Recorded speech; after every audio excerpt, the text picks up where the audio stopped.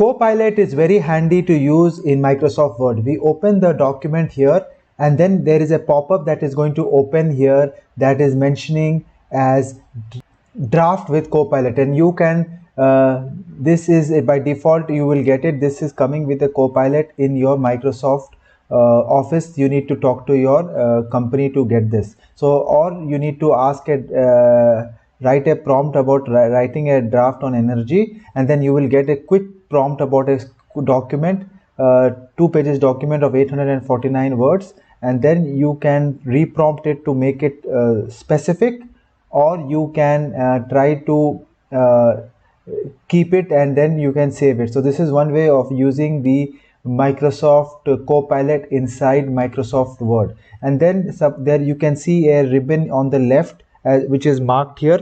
You can use it to reprompt or to ask any specific section that is there. You can ask it to rewrite it, or you can take out different versions of that particular thing. Then what you can do, if you can go on home, and you can again see this Copilot option that is there. Once you click the Copilot option, you will get a bar like very similar to what is there in Microsoft Copilot that is there.